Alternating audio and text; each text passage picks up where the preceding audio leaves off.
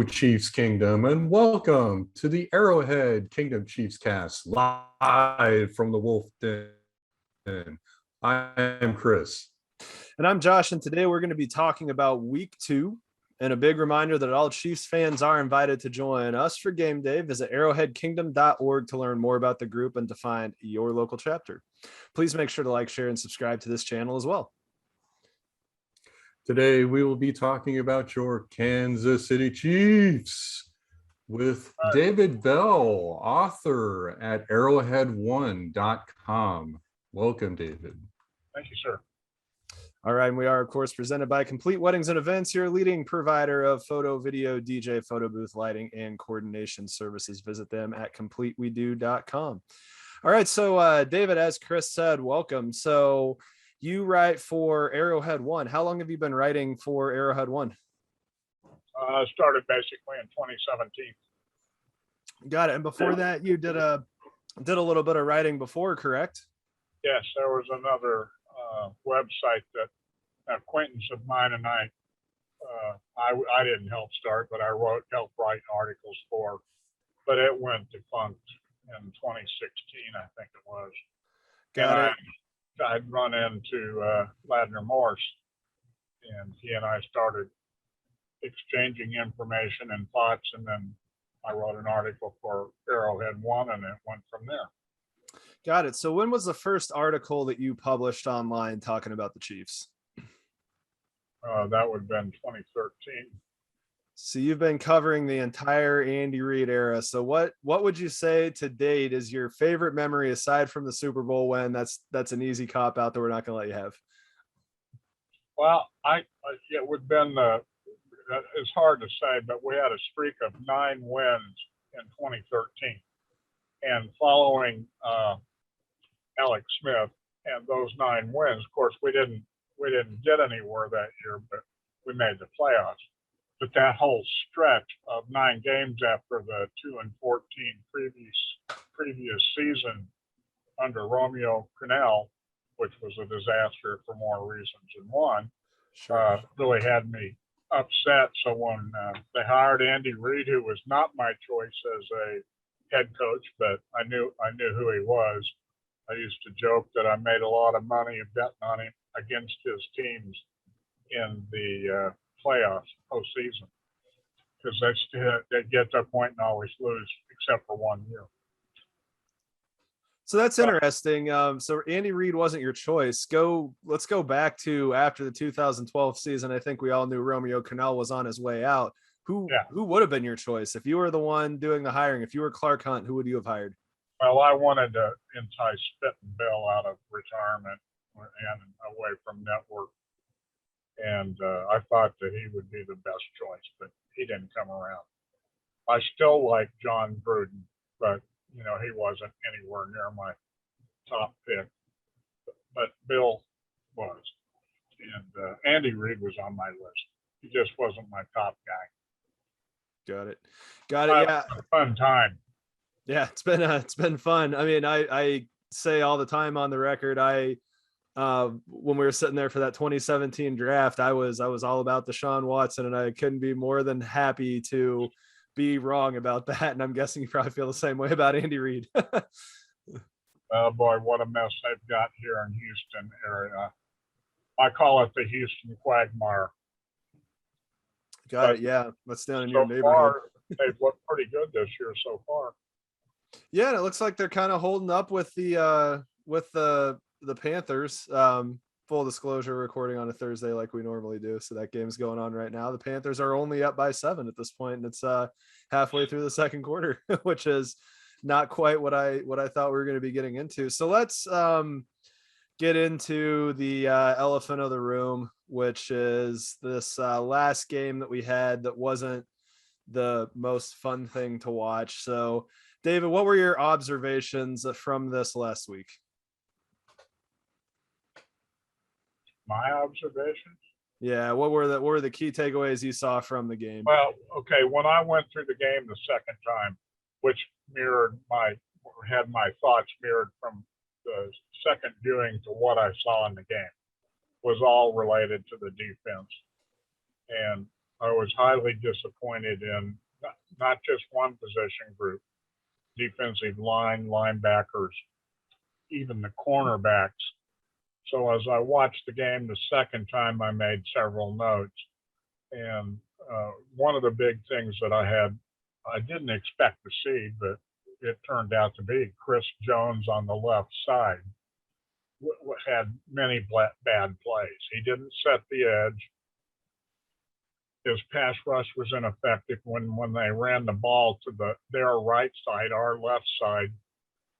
Chris Jones was sometimes just totally, it looked like he was totally confused about what he was supposed to do. Turned around, turned the wrong way. There were at least 3 plays like that. So that was, I mean, I don't mean to disrespect Chris Jones. I've got a lot of respect for him, but I thought that game would have been better to have Okafor outside and Chris Jones inside, and I think the game showed that. The coverage by the secondary, we had 2 picks, both Turan and Matthew, but other than that, our cornerbacks, they didn't cover, especially the crossing routes. The crossing routes that the Ravens wide receivers ran it was like they'd make their cut, cross at full speed, and catch the ball in full stride. And we had no answer for it with the defense we set up, which I think was cover 0 for for a lot of the game anyway. Yeah, that was definitely unfortunate seeing Hollywood Brown look like a true Oklahoma vintage Hollywood Brown. Chris, did you see anything different? Yeah, that was it. We made him look good. Yeah. I didn't think that Steve Spagnuolo made an adjustment in the second half, it was anticipated by John Harbaugh, and they made a corresponding change. We never really caught up with them on defense, except maybe that last series, 2 series, we played not bad. We stopped them on one of them. And we'd have won the game anyway. So I was talking to Ladner earlier today, and I said, you know what? As bad a game as we played and as good a game as the Ravens played, they gave it their all. They were on top of everything, play after play, the whole game. It went perfect for them. They only prevented us from winning that game by 1 point. So if you look at it that way, instead of we fell 1 point short, it changes the whole nature of how you view what happened in that game. We obviously did not score on offense. We had 28 points on offense, not 35. Mm-hmm. And having 35 total points was great, but we didn't finish it off on that last drive, which was unfortunate. Chris, anything to add on the defensive side of everything? Yeah, I mean, there was a lot of communication issues, linebacker and the secondary. There's actually some really good video if anybody catches the RGR podcast, especially looking at I guess the good and the bad of Nick Bolton in that game, where Nick Bolton was really on point in the running game, but in the passing game there was quite a bit especially on that cover 0 play that you guys are talking about, where Hollywood Brown got behind the defense. I mean, that was just they were just completely lost on that play in the back 7. But Baltimore also has one hell of a coaching staff over there. I think John Harbaugh is in a way the most underrated head coach in the NFL, and Greg Roman and Wink Martindale are also really damn good. So yeah, it was frustrating to me to see Greg Roman seemingly really, I thought this was Steve Spagnuolo's worst weekend as a defensive coordinator of the Chiefs. Because yeah, if there were any adjustments made in the second half, they weren't evident to me. And it could have been just as simple as, moving Chris Jones inside, or as I kept clamoring the entire night, playing your more athletic safety single high, so you don't have Hollywood Brown getting behind on a breakdown, as opposed to running Dan Sorensen out there as your second safety, but that's how I saw it. I thought this was Steve Spagnuolo's worst weekend as defensive coordinator of the Chiefs, and I expect them to bounce back in some ways against the Chargers. Got it. So, Brian, any defensive observations that you would throw in? Oh, defensive. Well, not the top of my head. I just I think you guys covered it really well. I just want to say that remember that one episode we did months ago where we decided we predicted who was going to win each game. I got this one right, where we're going to lose. I did Ravens too, unfortunately. Yeah. All right, I want to throw something at both of you guys. We're gonna move on. So let's talk about Chris Jones a little more. And David, this is a question for you.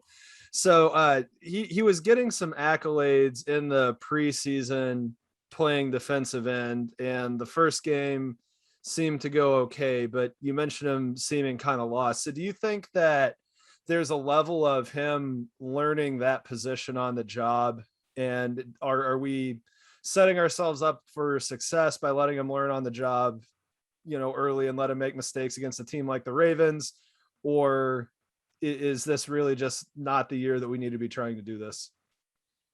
Well, first week went pretty well for Chris Jones. Second week, it was not good. He did not set the edge several times, and the runs got, say, from the 5 to the 7 hole on the outside. He was letting the runs get around that, and then they were having to react to it. And a couple of times, he actually got turned around because the fake went inside, say, like in the 5 hole, and he was there, and then he would turn almost half a clock to get outside to help outside, and by then it was too late. The linebackers fill on those plays was also a problem. I didn't like that. I think Chris Jones is in a learning curve, and I agree with your observation there. I made the same comment to Vladdy earlier today in a phone conversation. But at the same time, you got to remember, Chris Jones lost weight so he would be ready to play outside this year, but he doesn't have experience there. He also doesn't have the twitchiness in the hips. I mean, he's a big man, and I think that was my concern with the whole idea of moving him outside. Splitting time, 20% outside and the rest of it inside seemed to be like a good picture of what they did last year. It was less than 20%. And I think getting away with putting him outside for a whole game, it's going to be a continued learning experience for him. Take it to the Chargers game, it's going to be a lot different. You've got a fairly stationary quarterback, a pocket quarterback. He's going to be able to put the rush on fairly under fairly normal circumstances for a defensive end. And so I expect with him outside this week for him to have maybe 2 more sacks. And you got to remember that being inside and playing defense against the run is a lot different than setting the edge and playing defense against the run outside. It's going to be a learning experience for him. I love the guy, but it wasn't a good game for him this last game. Got it. So there's one more defensive, I guess, group or pair that I'll throw out that I want to get into before we talk a little bit about the offense more. So Chris alluded to, he wanted to see more of Juan Thornhill than Dan Sorensen, and Dan Sorensen has gotten lampooned a lot this week for missing tackles. I think he's got the stat for the most missed tackles in the NFL. I can't remember where I saw this. I feel like it was Bill Barnwell talking about the Chiefs, but his commentary was, if you're waiting on your safety to be who tackles the runner so often, you're kind of dead on arrival anyway. And is it really fair to sit there and blame Dan Sorensen for missing tackles on Lamar Jackson, who makes everybody miss tackles, or from whoever they happen to be trotting out from a running back standpoint at that point? So talk about that a little bit, Chris. Chris, Well, yeah, I mean, and I don't blame Dan Sorensen for anything. I don't want to say that first and foremost. Yeah, I mean, if Dan Sorensen or Juan Thornhill are making most of your tackles in that game against a team that is running the football most of the time, it's not a good thing. My whole thing with wanting to see Thornhill out there was playing more of a role of mopping up anyone who did get behind the defense on a play fake. Yeah. Um, especially on the play. I'm just I just why he is playing Sorensen over Thornhill, and I still don't get it.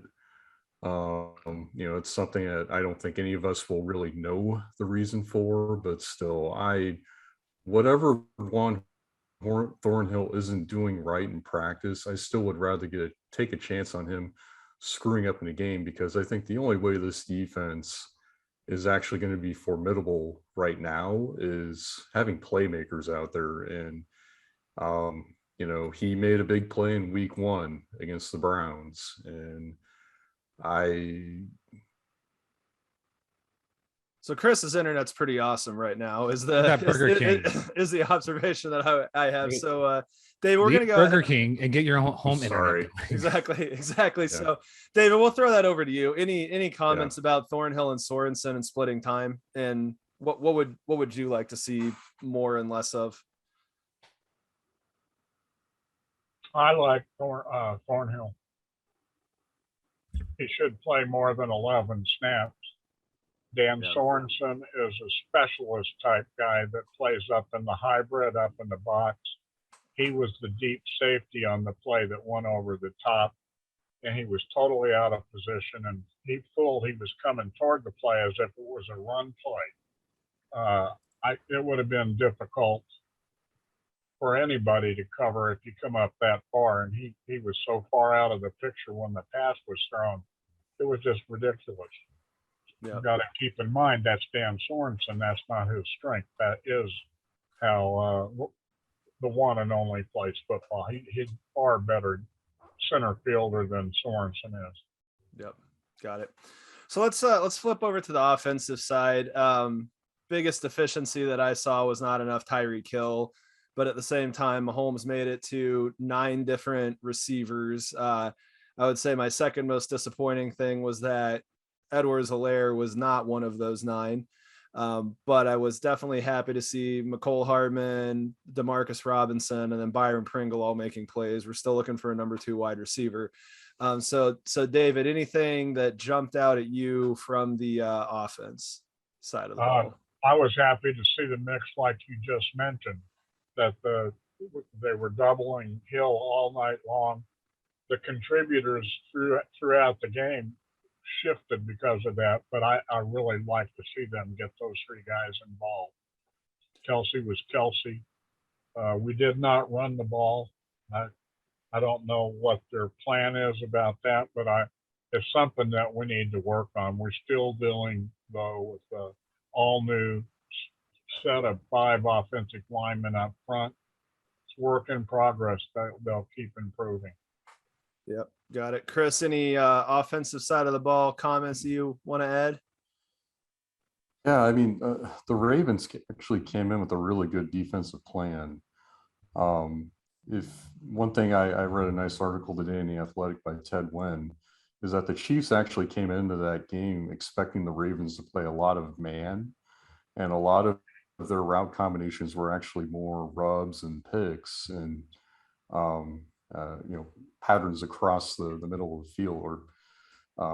But the Ravens actually played quite a bit of zone in this game. They played a lot of, I guess, more of a cover 3 shell to take away Tyreek Hill, but also just to try and take away the deep ball in general and make the Chiefs be patient. And despite all that, I mean, they scored 28 points. They were well in position to win that football game, if not for Clyde's fumble at the end. But they were still moving the ball very well despite what was, a really good strategy by Wink Martindale. So, Brian, I'm going to start with you for this one. Chris brought up the play that everybody's been second guessing. So, handing the ball to Clyde Edwards-Helaire at the end of the game, taking it out of Patrick Mahomes' hands, or not just having Harrison Butker kick the field goal. So, hindsight's obviously 2020. That was obviously a horrible move. But outside of the outcome on the fumble, what are your thoughts on that being the play that was dialed up? Well, so correct me if I'm wrong. Clyde, Pro Bowl last year. Is that right? No. Was he not Pro Bowl? I read somewhere that how did he do last year? Where was his last year? Was he a playmaker? Did we consider him a playmaker? I swear to God. Didn't do what we expected, but he did pretty well. Okay, so with that said, and obviously as a casual fan that I am, usually those kinds of plays and those kinds of situations, you expect playmakers with diamond hands who we see in major positions like that consistently, or they've been in those big moments before. And so then that gives me pause for reflection on that. We're giving the ball to Clyde on that one. I mean, don't get me wrong, professional athlete. He knows what he's got to do, but also those defensive players are also professional athletes. So I'd like to put that ball and give it to somebody to kind of close the deal. Do we have someone in position who can make that happen? That is been in those big play moments like that, because that is a big play. That's a big. We're down to the nitty gritty. We're at the 32-yard line, and you really can't have those kinds of mistakes happen. So obviously hindsight is 2020. You just need a few more yards to kind of put Butker in the high percentage mark of him doing what he has to do. But yeah, I mean, when it comes to that close, when it's that close and we are that, we're right there. It was the last, below a minute of the game. It's the game's on the line. When the game's on the line, you put the ball in the hands of the person who's been there before, or the person who, who's known to show that consistency that we need. So I think that's my take on that one. So it sounds like Brian thinks that Kelsey should have been the one getting the ball on that one, and can't say after Kelsey's his big run after the catch there. Remember that run? That was. We'll wait for my favorite play. By the way, I need to save it for that. But Kelsey needs. I would say Kelsey or something along those lines. Yeah. So David, Clyde getting the ball on that play where he fumbled. Thoughts? I liked the call, and it was a change up because we'd been passing the ball. And I thought there was 2nd down and 3 because we got 7 yards on the first down. So I thought, well, we want to get up and get in field goal range, but we want to keep moving the ball and change. And, he gets 3 yards, or even if he doesn't, we're in a perfect position to kick the ball from the middle of the field. But I thought it was a change up because we'd been passing the ball so much. And to me, it was a good call. And Clyde Edwards-Helaire is not known for fumbling the ball. First in his career.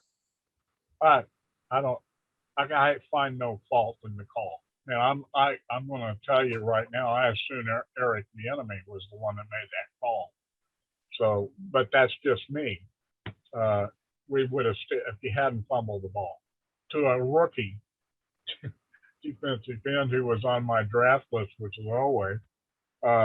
I thought, man, that guy made a heck of a play, and then he recovered his own, recovered a loose ball after he knocked it loose, and it was a great play by that rookie. So it changed the game right there. It cost us the game. But every once in a while, mistakes happen at the exact wrong time. That's why I picked 15-2 as a record instead of 17-0. And I'm fairly certain that guy was not only a rookie, but he was picked in the pick that we traded for Orlando Brown. So he was very well on a lot of people's first round drafts. So anyway, Chris, any additional thoughts to that? I mean, you've had a kind of fleeting look on your face, goes between grins and nodding. So I feel like you're saying something similar. Yeah, no, I mean, you said it, Josh. It's his first career NFL fumble. The Chiefs were in a situation where they had to score with no time on the clock, given how badly their defense played. So, David, I think that motivated a lot to, at least keep the clock moving and not risk a stoppage there on an incompletion. But I mean, it's just kind of crazy, all the weird things that had to happen there. in the second half to lose by 1 point. You had Creed Humphrey snapping the ball over Patrick Mahomes' head, deep in Chiefs territory. You had Patrick Mahomes throwing his first September interception, which was completely on him. It wasn't as if the Ravens, fooled him and made a play, or there was a miscommunication with one of his receivers. So I mean, it took a lot of stuff for the Ravens to actually knock off the Chiefs by 1 point. That's what I take from everything. And just to reiterate, I didn't have any problem with the call of giving the ball to Clyde in that situation. Yep. Got it. I would say that I tend to agree, but there was a part of me that was feeling what Brian was. It's just like, just throw the ball to Kelsey. What are we doing here? Well, I'll say this: if it was a playoff game, I'd be losing my mind. Like, why Sure. did you not keep the ball in Pat's hands? But this is a learning lesson, I guess. It's week 2, and for all reports coming out, apparently Clyde had a good week in practice, and it seems like the team's picking him up, and he's not bailing himself out. So next place I want to go, I didn't put this on the list of things that I gave you, but to prep, but we should probably talk about the game that's coming up. So David, what are your thoughts on this upcoming bout with the Chargers coming to Arrowhead? Yeah, I'm looking forward to it. Like I mentioned earlier, they are not the same dynamic team. They don't have a quarterback with feet. So you've got Herbert passing the ball out of the pocket, and that's going to make a good setup for Clark and Jones both. We've got a good inside rush against the offense like that. I look forward to that matchup. I do not expect them to run the ball anywhere near like even half of what the Ravens did. And if that's the case, it plays right into our hands. I was thinking something like 34-20, something like that. So let me ask you this. Herbert has been turning the ball over this year. He has thrown 3 interceptions for only 2 touchdown passes. So we're going to see a little more Tyrann Mathieu action picking the ball, or is Chris's guy Juan Thornhill going to get one this week? You could see any one of them, because if something comes up and under normal circumstances, if you have a pass rush like we're capable of, we'll have inside and outside pressure. He'll have to step up in the pocket or throw faster than he would like. He's going to make a mistake. And if they can't run the ball, if we get a lead, say like 10-3, 14-7, to me, that's going to put them into an aerial game almost exclusively to try to keep up. I think the advantage is for the Chiefs at that point.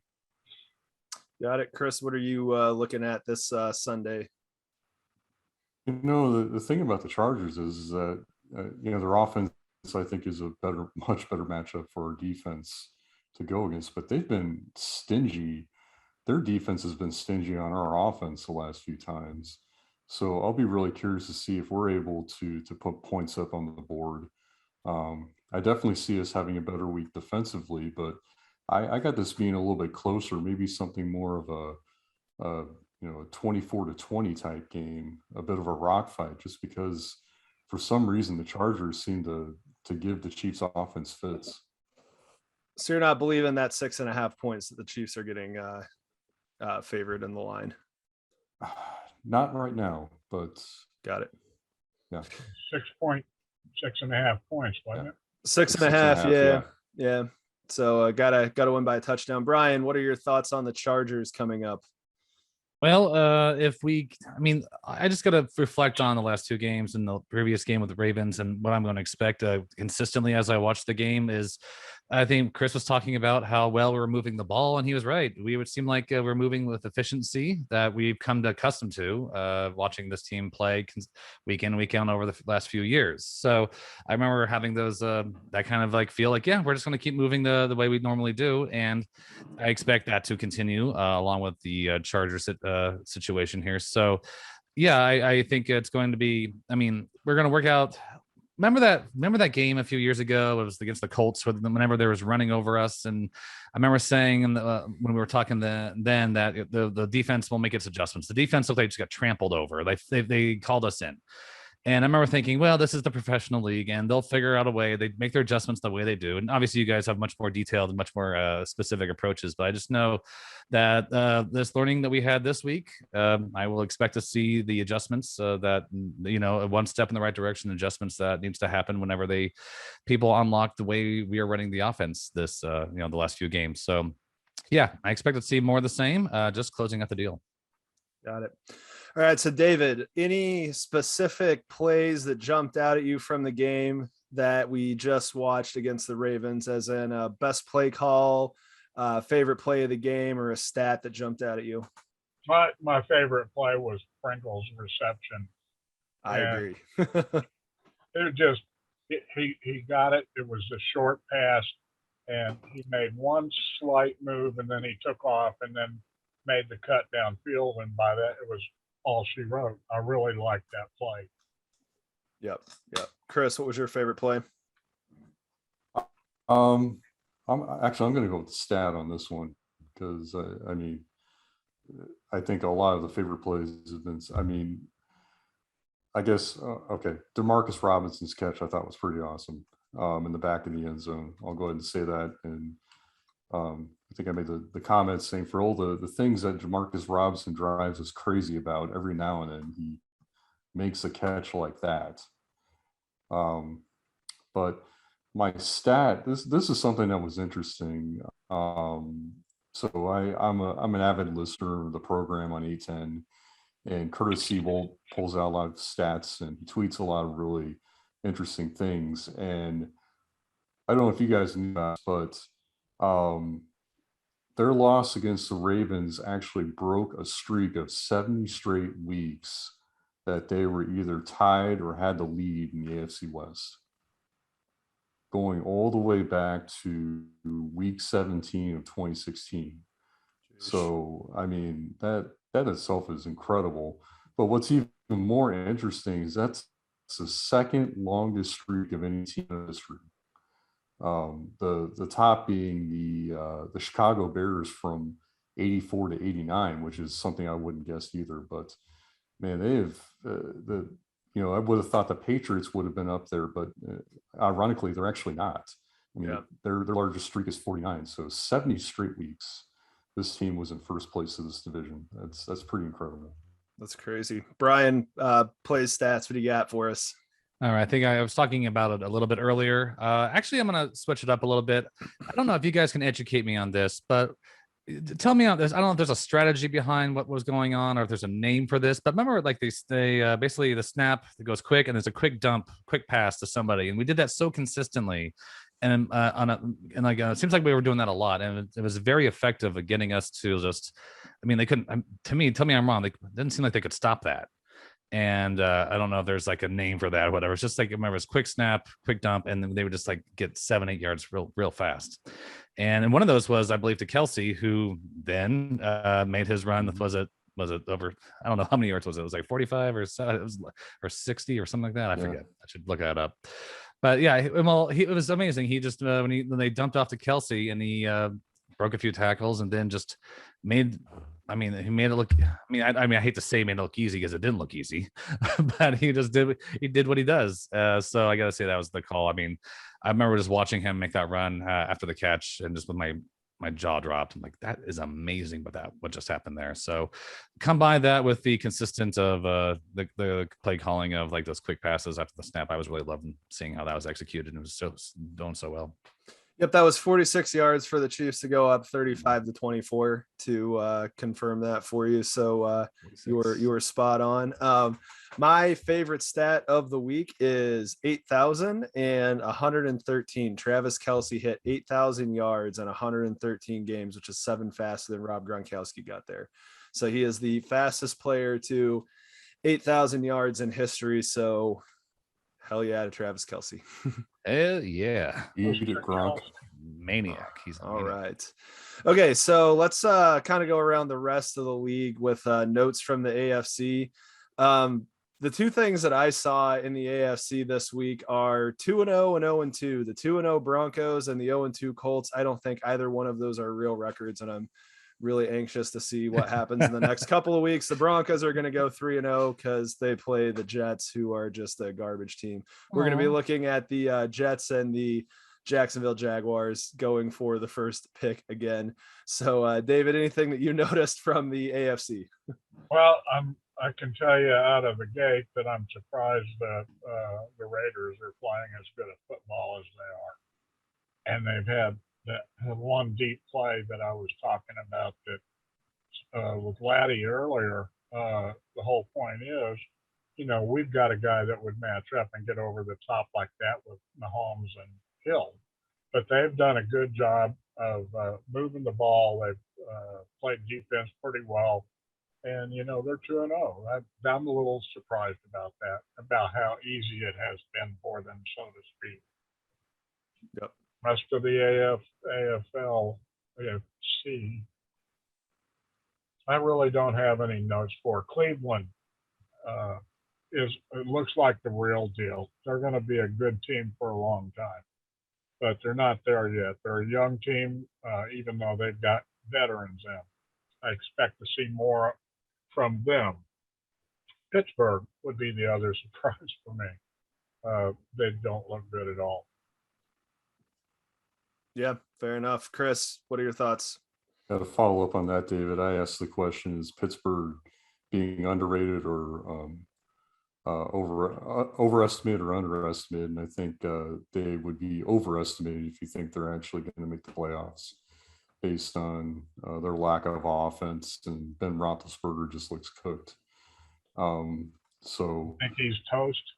I do. Well, and sharing a division with the Bengals and the Browns and the Ravens. Yeah. Yeah. I think that I share your sentiment on the Raiders. It looks like David Carr, last year I thought he looked pretty good, but he seems to have taken his game to another. So I'm actually pretty excited to play those guys again, just because I'm still,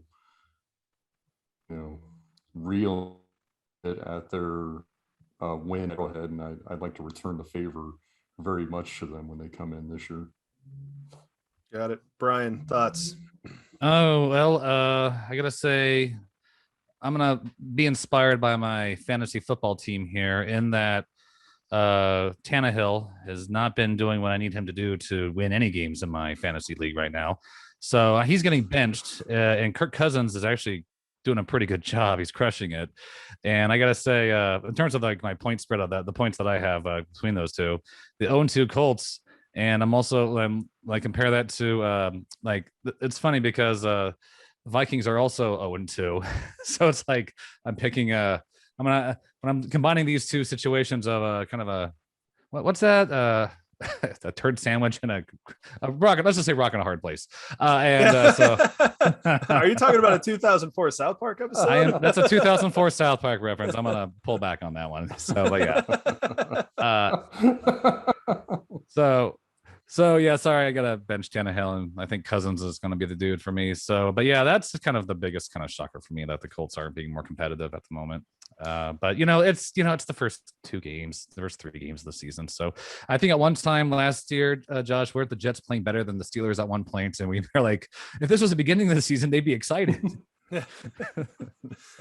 Any NFC thoughts before we head back around the horn, Brian? Well, I guess I alluded to NFC already with the Vikings there. So, I really, the Cowboys going 1-1 the second week, and looking at that NFC East. Do you think we're gonna have a repeat of last year, where 7 games or 8 games does it? Or we're gonna have one of those situations again? I think it'll be at least 9, maybe 10. I've kind of over the first 2 weeks started to think that the East might be a little bit better. The Eagles gave the 49ers a game, which I wasn't necessarily expecting. You have teams like the Panthers that are looking good, which they're not in the East, but I mean the Cowboys and the Chargers, that was a good football game. So we'll see what we have when the Cowboys and Eagles play each other this Sunday. or they're the Yeah. Monday night game. Sorry, they're the Monday night game. Ooh. Yeah, Chris, any thoughts on the NFC? I'm very much looking forward to watching the Rams and the Bucks. I think that's That'll be a going to great tell game. us a lot Yeah. about where the Bucks are going to be at, but also, is Matthew Stafford, the real deal in leading this Rams team. So yeah, I'm really excited about that game. Got it. David, any thoughts on the NFC? I was pleased to see the Packers even up 1-1.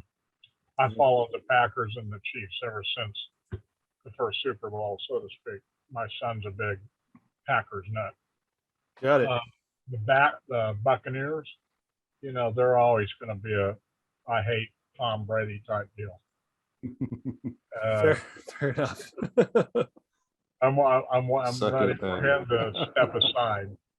Other than that, I just watch the games. They really don't have any great import yet because the competition and the conferences hasn't really got there yet. So when we talk about the Colts being 0-2, yeah, but in a 17-game season, 0-2 can be quickly reversed and then compounded on the other side. It's too early to talk about stuff like that yet. I will never forget. Did we win? Was it a few years ago when we won 10 games in a row? Or what team won 10 games in a row? I forget. Like, I remember this 2015. 2015. Yeah, we were 1-5, right? Yep. Yeah, I remember. They That made me 10-6. That's giving me the muscle 11-5, sorry. memory. That's giving me the muscle memory to be like, we can be 0-2 and 0-3, but 10 games in a row can't happen. So it's all let's try to calm ourselves a little bit. But you're right. But from a historical standpoint, since 1990, there's only 30 teams that have started 0-2 and gone to the playoffs. Now we have a 17th game, like David mentioned, so that could change what that stat actually is at this point. So David, anything that jumped out at you from former Chiefs players, what we call an old friend alert, Chiefs players, coaches, anything like that? Or was there anything that jumped out from a fantasy football standpoint aside from beating Chris and I in our content creators challenge? This is the first year that I joined a fantasy team. I don't really know how to play it, but that makes us feel way better. Yeah, no kidding. Mitch Schwartz and Jeff Schwartz both, as well as Allen and I can't remember the other lineman name. I follow those guys, and the reason why is because they give you an idea about interior offensive line play or defensive line. And if you recall, we hired Jeff Schwartz for 1 year, and I wanted him to be the one guy they retained, and they didn't. And then we got his brother in. I like both those guys. Yeah. So I try to listen to guys that have the experience, and kind of goes back to my youth days. We had a church camp. I think it was 1964, may have been 63, and it was at William Jewell College. And we got to eat our meals with the Chiefs players in their camp. And so I got, very early young age was able to have a conversation with professional football players. And the guys that were most willing to talk were the linemen. So in 1969, our athletic banquet, maybe it was 67 athletic banquet. We had two Chiefs visit. One of them was Jerry Mays, and I think I can't remember who the other one was. But having that close-up relationship with the team and those old-time players, they were getting out in public and touching bases and making contact. I really like that. Our current Chiefs are doing a great job of that too. Got it. Chris, anything jumping out at you from the old friend and fantasy stat standpoint? Fish made it down for the Colts. I don't know the exact story if he came in relief in that game, but he had 49 snaps. Mm-hmm. So his first action since his Achilles injury against the Bills in the AFC Championship. So it's great to see Fish back out there. Yeah, I agree. He was my old friend alert as well, and I believe that was the first game that he was active, and he's replacing Anthony Costanzo, who was their longtime left tackle who retired at the end of last year. Brian, anybody that caught your eye? Well, okay, so let's see here. Priest Holmes has been nominated for the Hall of Fame. I saw that. So I wanted to throw that out there. I also want to say that my comment earlier about Clyde, here's where I went wrong. Was like I was reading the blogs the next day, and it said the Pro Bowl got mentioned, but apparently he was nominated for the Madden virtual Pro Bowl. So whatever the heck that is, I don't know. And I guess that made me think about this. This is my first year playing fantasy football, so as I've never played before. I've never played a Madden either, so maybe I should do that this year as well. I should play a down of Madden football.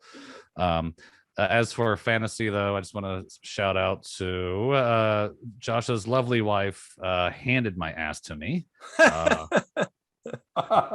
It was really bad.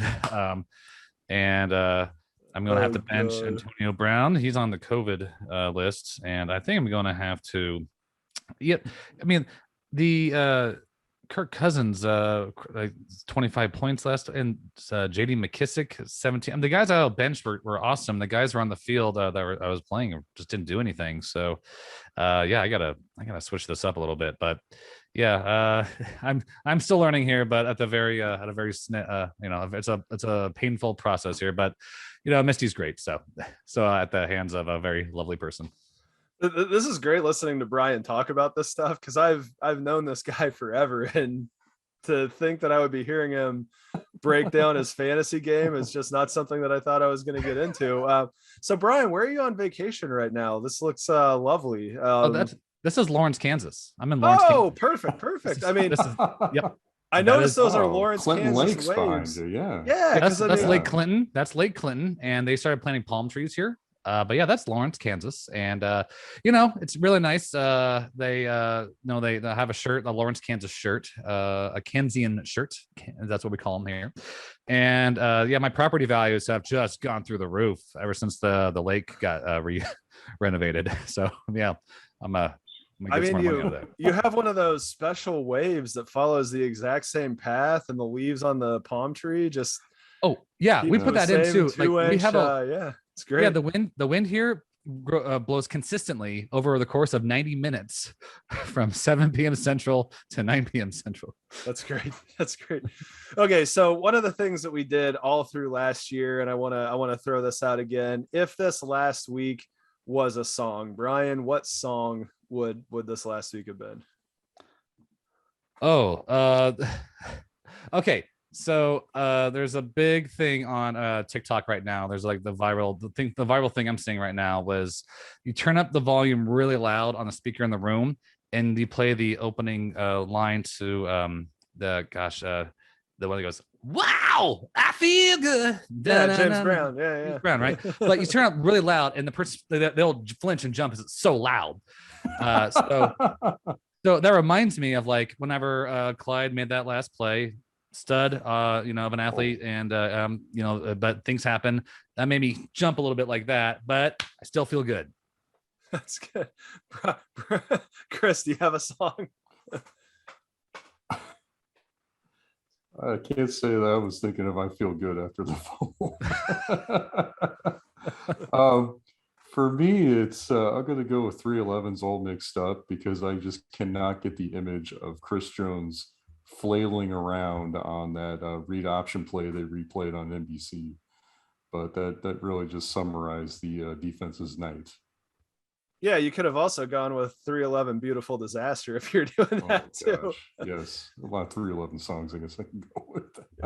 Yeah. David, any thoughts coming to mind for you? I know that this wasn't the part you were excited about.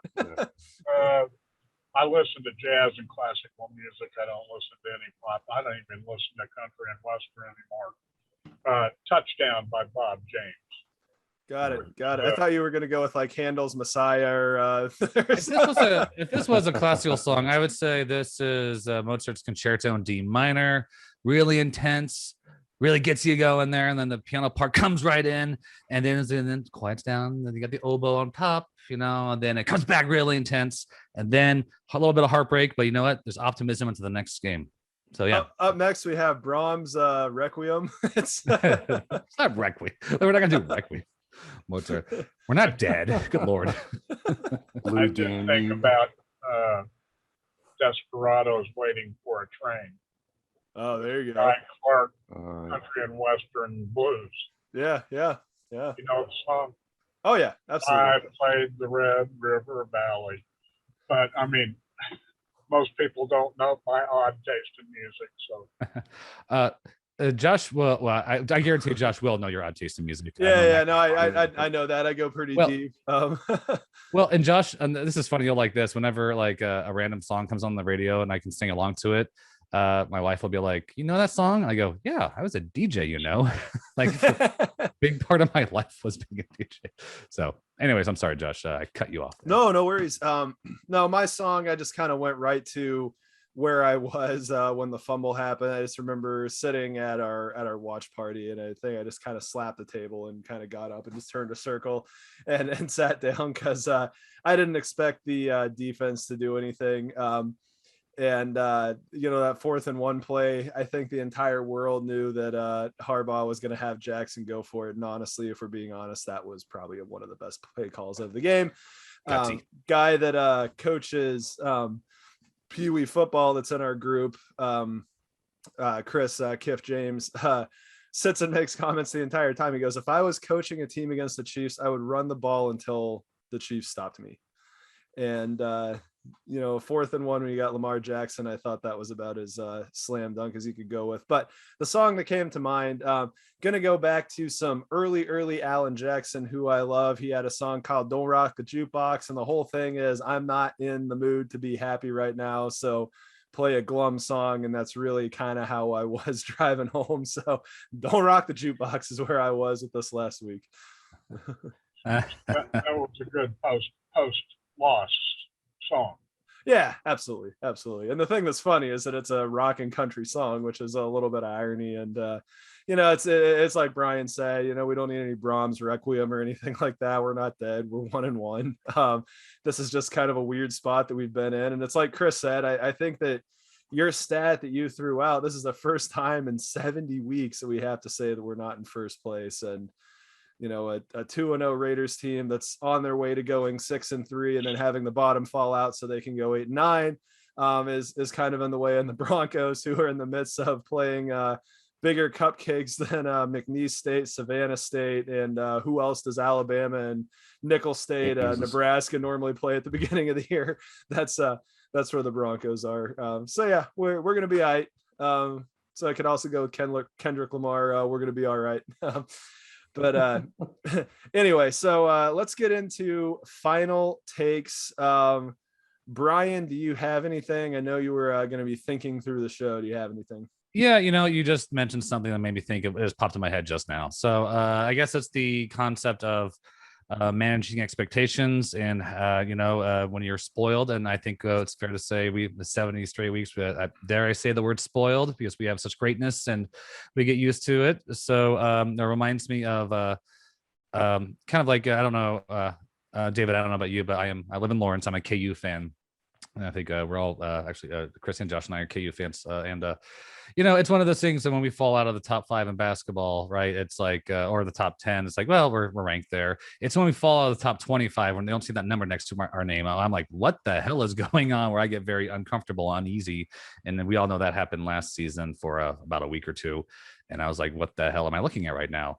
And that feeling has not even come close to entering my mind at all in the last week, or obviously the last in terms of the Chiefs. I can't remember the last time I had that kind of feeling. So yeah, it's managing expectations, enjoying yourselves. I loved how we moved the ball. I like to see defense make some moves. We'll be paying attention to see how the adjustments this upcoming game. So feels good to be a Chiefs fan as far as I'm concerned.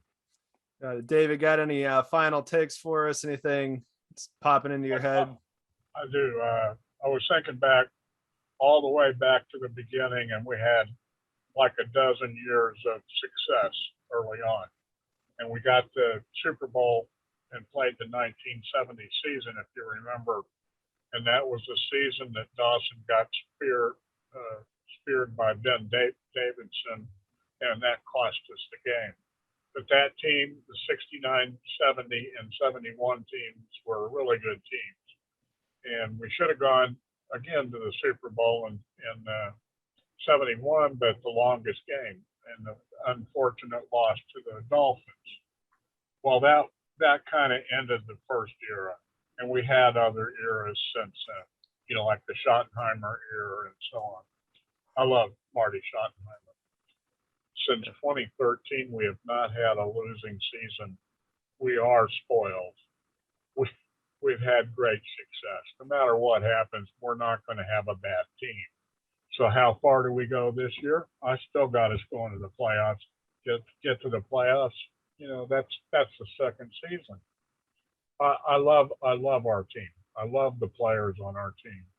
And just because we lost a game, the sky is not falling. So, my final thought: when was the last time we lost 2 games in a row? I can't remember, but I'm thinking that it was the 2018 season when we lost to the Colts and Texans back to back. Yeah, and then we go back, I think, to 2013. Because we had, yep. Well, 15. We were 1-5, so we lost some games in a row. Yeah, yeah. So, but I mean, we've been very fortunate as fans and observers and pundits, and I just love rooting for the Kansas City Chiefs. It's a good organization. It's returned to the kind of persona they had originally. I love it. Yep. All right, I'm going to let Chris go last because I know he's got a really good, current event type of one. So I'll say what mine is, and mine is the baseball playoffs are looking exciting. We're getting to the end. Our local Milwaukee Brewers are 100% in. If they could figure out how to get their act together and win a few games, they lock up the Central. They should be playing the Braves in the first round, and then to continue with the NL, because I really think that the World Series champions coming out of the NL this year. I have never been a big fan of this 1-game wild card. I know that the Royals made it to the World Series, their first World Series of 2 by getting in through that game, but I just do not particularly care for that game. And the reason why I don't like it is you have situations like this one. You got the Giants and the Dodgers, which are really the 1A and 1B teams in the entire league. And one of them is going to have to host most likely the St. Louis Cardinals, which are a team that can just snipe anybody at any time. And let's just say that doesn't happen. We're going to get a Giants Dodgers series for the DS, which I think is kind of a travesty. That really should be the NLCS, and but whatever. Go Brew Crew. So Chris, what do you got? Real quick, David. Today would have been Marty Schottenheimer's 78th birthday, since you brought up Marty. So just rest in peace, Marty. And cheers, Coach. Yeah, he was. Cheers. I'm going to stay on the baseball topic here, and talking a lot about Salvador Perez this year, and despite the long season that has been the Kansas City Royals. It's going to end with quite a high note for, hopefully a future Hall of Fame catcher in Salvador Perez. But this is a big thing to put on his resume, is that he broke the single season record for home runs in the season by a catcher, breaking Johnny Bench's record, which had stood for 51 years. So I'm going to keep throwing out stats that are just like, oh my gosh, it's been 70 weeks, it's been 51 years. But anyway, what's really cool is, if you haven't seen this, there is about a 3-minute video of Johnny Bench congratulating Salvador Perez. And it just makes me smile from ear to ear every time I watch it. It also opens your eyes a bit on Bench was actually, and still continues to be, a big influence on Salvador Perez. These two actually know each other quite well. So really cool to see him break that record. And it's one thing that I'm hoping for in the next 10 years, is that Perez builds himself a resume that's good enough to get him in the Hall of Fame in Cooperstown. Yeah, I gotta say my favorite part of that video is when he throws out the Yogi Berra quote. He's like, "Yeah, that record was gonna stand until it was broken." All right. Well, I think that's gonna do it for this evening. So take care, Arrowhead Kingdom. Jeez. Peace.